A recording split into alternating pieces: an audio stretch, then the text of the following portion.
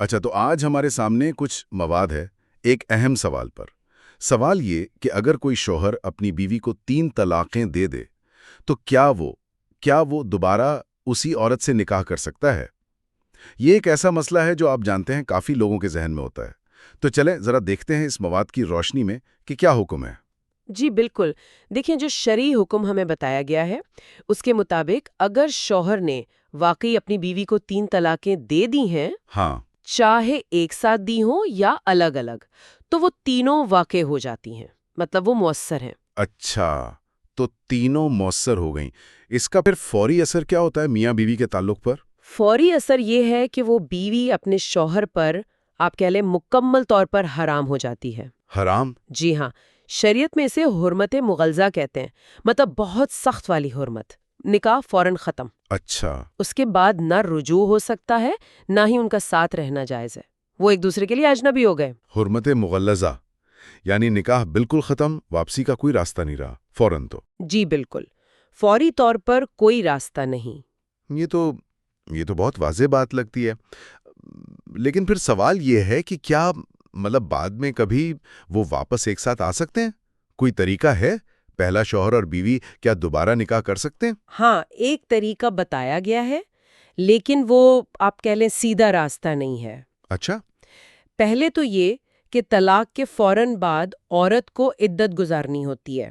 عدت، ہاں وہ انتظار کا وقت۔ جی، اگر حمل نہ ہو تو عام طور پر 3 ماہواریاں، اور اگر حمل ہو تو بچے کی پیدائش تک۔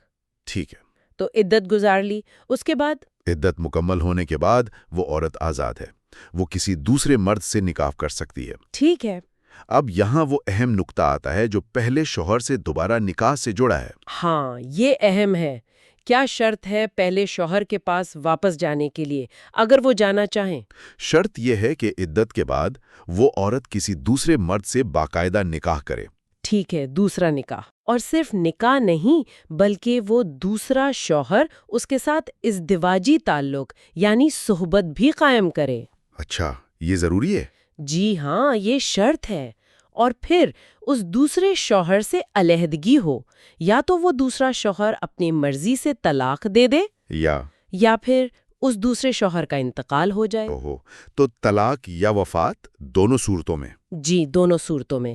جب یہ ہو جائے یعنی دوسرے شوہر سے علیحدگی ہو جائے تو اس عورت پر پھر سے عدت لازم ہوگی۔ اچھا، ایک اور عدت دوسرے شوہر کے بعد؟ بالکل، دوسری عدت۔ اور جب وہ یہ دوسری عدت بھی مکمل کر لے، صرف تب کیا؟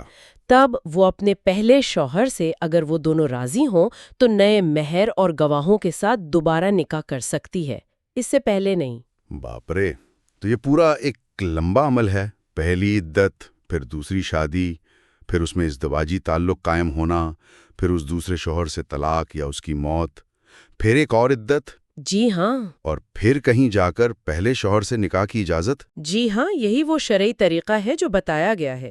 قرآن کریم میں بھی سورہ البقرہ آیت 230 میں یہی حکم بہت واضح طور پر موجود ہے۔ صحیح۔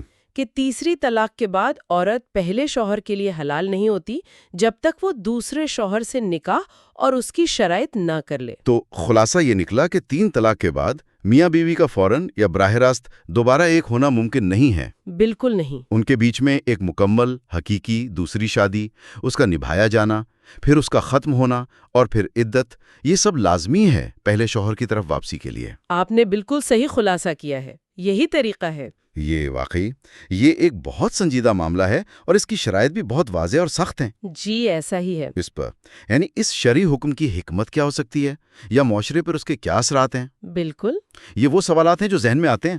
یقیناً، اور یہ سوچنے کی بات ہے کہ اتنی سخت شرائط کیوں رکھی گئی ہیں، اس کے پیچھے کیا منطق ہو سکتی ہے، اور آج کل اس پر عمل درآمد کے کیا پہلو ہیں۔